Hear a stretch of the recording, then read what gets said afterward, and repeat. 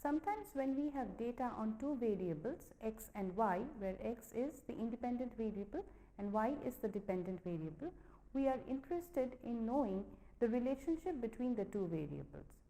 In case there is a linear relationship, we have seen in a previous module how we can find the correlation coefficient between these two variables to determine or to quantify the relationship between these two. And also we have looked at the simple linear regression that we can fit to the data. In this module, we will learn how to estimate the parameters involved in our simple linear regression model and also the inference procedure that we can conduct in case of a simple linear regression.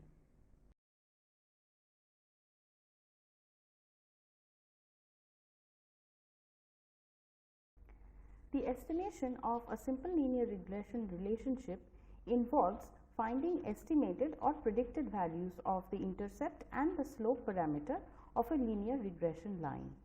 Before we start with the estimation and the inference on the regression parameters, let me tell you briefly about the simple linear regression model that we have learnt in a previous model. When we have two variables x and y, and we believe that there is a linear relationship between the two, then we try to quantify the strength of the relationship by first finding the correlation coefficient between the two variables. Once we find the correlation coefficient, depending on what value the correlation coefficient takes, we decide on whether we can fit a linear regression model to the data set. If we can fit a linear regression model based on the correlation coefficient between the two variables, then the model that we fit is of the form y equals beta naught plus beta 1 x plus epsilon, where epsilon is the error term.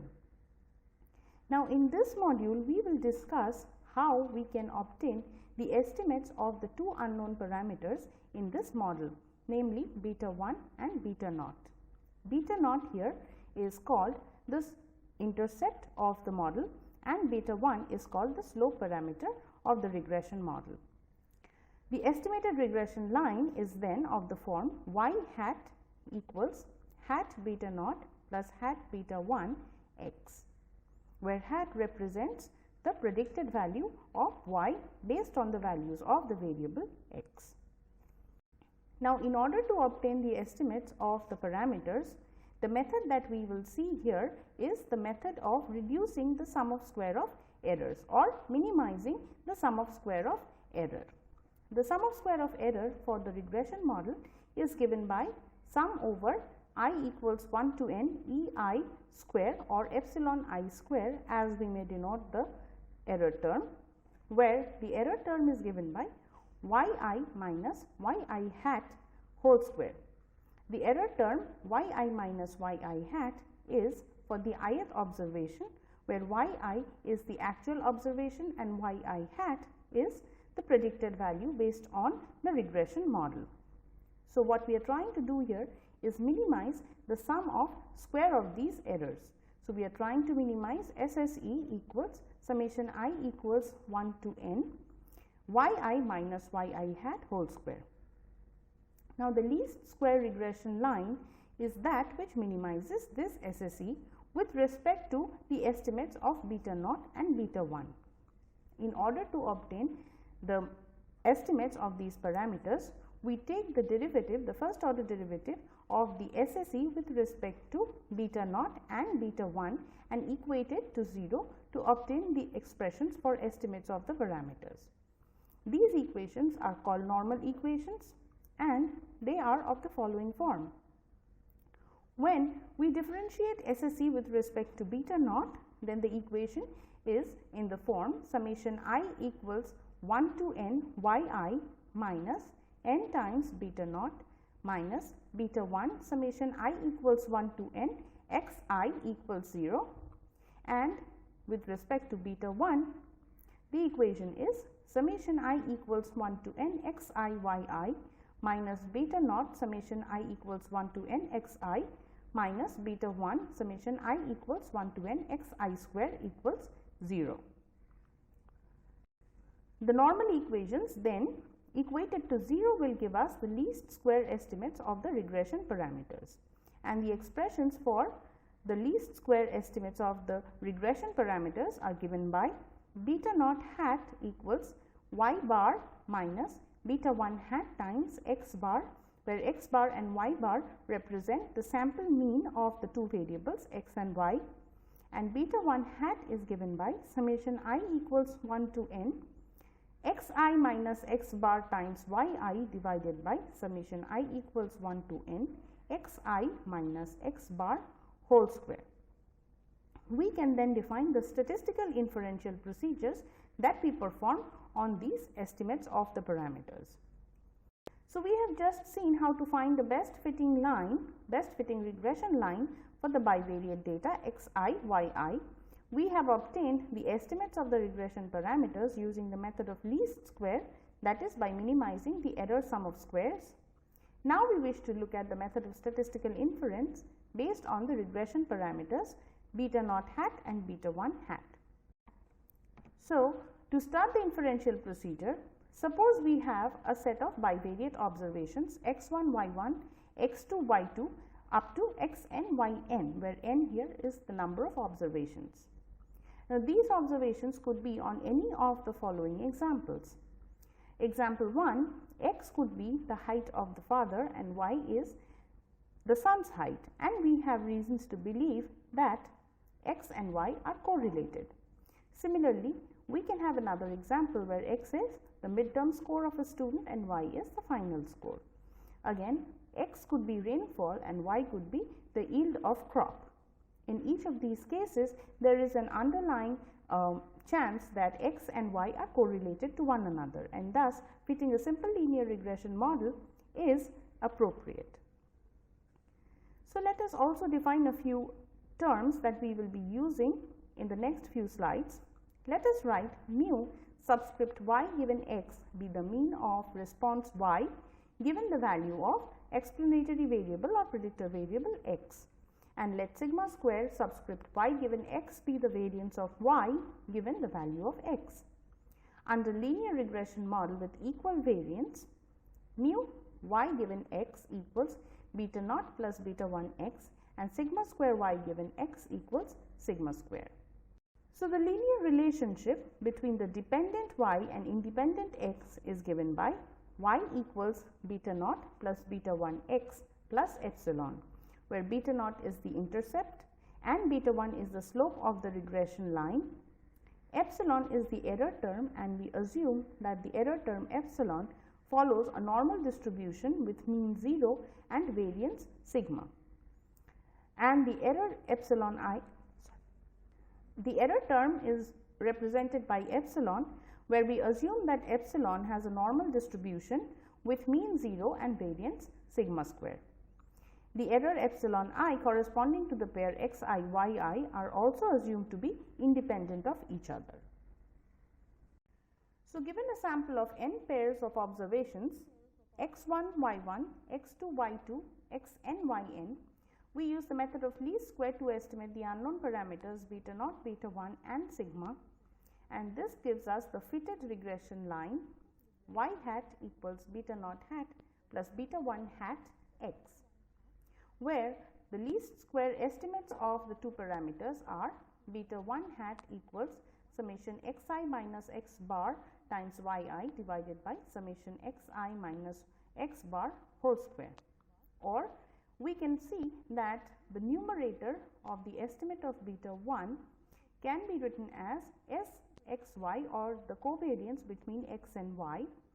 So, we know that the correlation coefficient r is given by covariance between x and y divided by standard deviation of x times standard deviation of y, and using this relationship we can write beta 1 hat in terms of the correlation coefficients as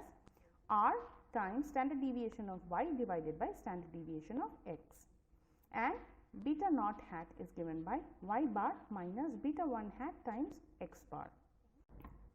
Now, if the reader can recall, we had discussed the term residuals in connection with the outliers. In the modules where we have introduced outliers and their detection, we have discussed the method that we use to detect outliers using residuals. Now, residuals are nothing but the difference between the observed value and predicted value of the response variable.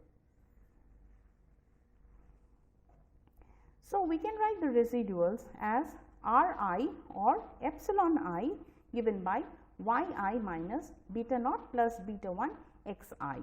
which can be given by yi minus yi hat, where yi hat is represented by beta naught hat plus beta 1 hat xi. And the sample variance of the residual can be used to estimate sigma square. We call it S square, and it is of the form summation I equals 1 to n yi minus yi hat whole square divided by n minus 2, where S is called the regression standard error with degrees of freedom n minus 2. Now, there are a few conditions that we need to keep in mind before performing inference on a regression model. We have to assume that the sample is actually a simple random sample from the population. We also assume that there is a linear relationship between the dependent and independent variable. This can be checked using a scatter plot of the data. If we create a scatter plot of the data, we can see that the points are aligned on a straight line, either positive or negative, and then we can conclude from the scatter plot that there is a linear relationship between the dependent and independent variable. And based on this conclusion, we can fit a regression model to the data. We also assume for regression inference that the response variable is normally distributed, and the standard deviation of the response is the same for all values of the explanatory variable. This can be drawn as a conclusion from the assumption of linear models that the error terms are homoscedastic, or the variances of the error terms are same. Now, before we discuss the inferential methods, let me give you a brief outline of the distribution of the regression parameters. In linear regression model, one of the assumptions is that the error terms are normally distributed. We have already seen this assumption before. We assume that the error is distributed with normal distribution with mean 0 and variance sigma square. Under the above assumption, the regression parameters beta naught and beta 1 are distributed as follows. Beta naught hat follows a normal distribution with mean beta naught and standard deviation sigma times square root of 1 divided by n plus x bar square over summation xi minus x bar whole square, and beta 1 hat, which is the slope parameter, is normally distributed with mean beta 1 and standard deviation sigma divided by square root of sum of xi minus x bar whole square. Since sigma here is unknown, we use S to estimate sigma. Now, the confidence interval for the regression parameters. We fix a level of confidence alpha, and at the level of confidence 1 minus alpha, the confidence interval for beta naught hat is given by beta naught hat minus t star times standard error of beta naught hat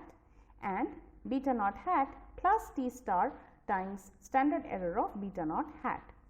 where t star is the upper alpha divided by 2 critical value of the t n minus 2 distribution, which is the t distribution with n minus 2 degrees of freedom, and standard error of beta naught hat is given by sigma square root of 1 over n plus x bar square over summation xi minus x bar whole square. And as I have mentioned before, we do not know what the value of sigma is, so we replace sigma by S. And the confidence interval for the slope parameter in a regression setup is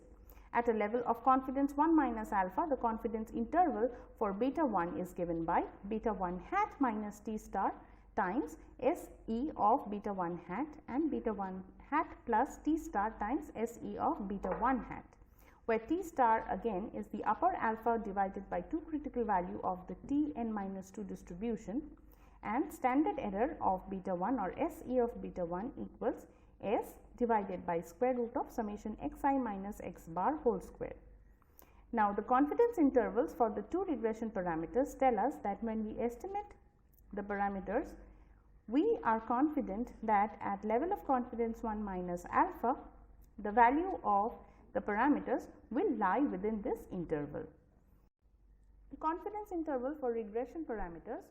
to test the hypotheses that, so now that we have looked at the confidence intervals for the two regression parameters, we may now move on to the testing of hypotheses for the individual regression parameters. To test the hypothesis that individually the regression coefficients for slope is equals 0, that is the null hypothesis H naught such that beta 1 equals 0, we use the test statistic given by t equals beta 1 hat divided by standard error of beta 1 hat, where the p value for the test statistic is obtained from the t n minus 2 distribution. And the rejection criteria is if the p value corresponding to this statistic is less than the level of significance alpha, then we reject the null hypothesis that the slope is insignificant. So, we have just seen how we can test individually the slope parameter of the regression line.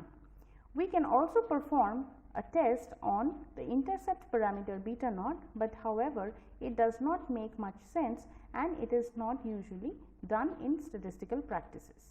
So, here I wish to explain with an example how we can predict the value of y, the dependent variable, given a value of x, which is the independent variable. So, I have a data set here which contains the data on two variables. One is the distance from the fire station and the other is the amount of damage that a fire has caused. Using these two variables, we use distance as the x variable, which is the independent variable, and we use damage as the y variable or the dependent variable. So, suppose we wish to predict the amount of damage of a burning house which is 2 miles from the nearest fire station. What we do is, we first use this data set and we fit a regression line to the data. By fitting, we mean we obtain the parameter estimates for this regression line and plug them back into the equation, and the equation that we have got here is y equals 10.28 plus 4.92 times x, where the slope is 4.92 and the intercept parameter is 10.28. And we wish to predict the amount of damage of a burning house which is 2 miles from the nearest fire station, which means the distance, which is our independent variable, takes the value 2. So, plugging in that value of x here, we predicted y is given by 20.12. So, for a specific given value of the explanatory variable x, say denoted by x star, we assume that the response y comes from a normal distribution with mean mu subscript y given x star and sigma, where the mean is given by beta naught hat plus beta 1 hat times x star. We can then find the estimate of the mean by plugging in the estimates of beta naught hat and beta 1 hat. So, for a level of confidence 1 minus alpha, we can again find the confidence interval for the prediction, which will be given by mu hat subscript y given x star plus minus t star times standard error of mu hat subscript y given x star, where t star as before is the upper alpha divided by 2 critical value of the t n minus 2 distribution, and standard error of mu hat subscript y given x star is given by s times square root of 1 divided by n plus x star minus x bar whole square divided by sum of x I minus x bar whole square. Now, the error in case of prediction will be larger than the error for the mean response, and the reason is that there is an extra error in estimating mu subscript y given x star, and also there is error in drawing a value from the normal distribution, normal with mean mu y given x star and sigma. At level of confidence 1 minus alpha, the confidence interval is given by y hat plus minus t star times s subscript y hat, where t star is the upper alpha over 2 critical value of t n minus 2 distribution, and in case of prediction interval, the standard error of the predicted value or the standard error of y hat is of the form s times square root of 1 plus 1 over n plus x I x star minus x bar square divided by summation xi minus x bar square. Now, in the last few slides, let me show you how I have performed these inference and prediction using R. I have first inserted the data set with the two variables distance and damage into R, and I have put them in a data frame and called it fire. And the first thing after I have entered the data in R that I do is create a scatter plot and draw an AB line through the plots to see if there is a potentially linear relationship between the two variables. And as you can clearly see from this plot, there is a fairly good chance that there is a linear relationship between the two variables. And now we have seen the use of LM function in R before, so I will just go ahead and explain the output that I have obtained by fitting this linear regression model to the data set fire using the LM function. So, when I call the summary of fire.lm, which is the LM function that we have fitted, the output gives me the estimates of the parameters, their corresponding standard errors and p-values.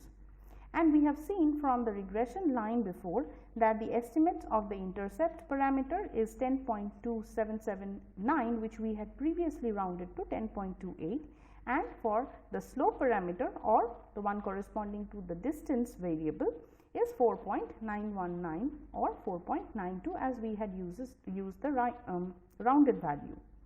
Now, if you look at the corresponding p-values for both these estimates, it turns out that both these estimates of the parameters are significant at alpha equals 0.05, which means we include both these variables in the model. Finally, we can actually obtain the standardized residuals for the object of LM. So, in order to do that, we have used the R standard function in R and obtained the residuals, which is nothing but the difference between the actual observation and the observations that we have obtained by plugging in the values of x into our fitted regression line. And when we plot the residuals, the standardized residuals against distance, which is our independent variable, we see a fairly scattered plot without any pattern, which tells us that all the assumptions of linear model holds good in this case. We also further perform the QQ norm plot, and from the plot we can see that the plotted points are on a somewhat linear trend, and thus we can conclude that the linear fit to this data was fairly good. Now, in order to extrapolate the value of y, in this case what we have done is we have created a new data frame where we insert the value of distance equals 7.3, and we wish to know what the value of y would be when distance equals 7.3. So, using the predict function in R on our LM function fire.lm, I have here obtained the confidence interval for fit, and we have obtained the prediction interval for this fit, and the outputs are given in R. In this module, we have learned how we can estimate the parameters in a simple linear regression model. The method that we have looked at is the method of least square, or minimizing the sum of square of the residuals. And we have also looked at the different methods of testing of hypotheses related to the parameters involved in the simple linear regression model. And we have also used a data set which we have called the fire data set to illustrate the estimation procedure that we can perform in R.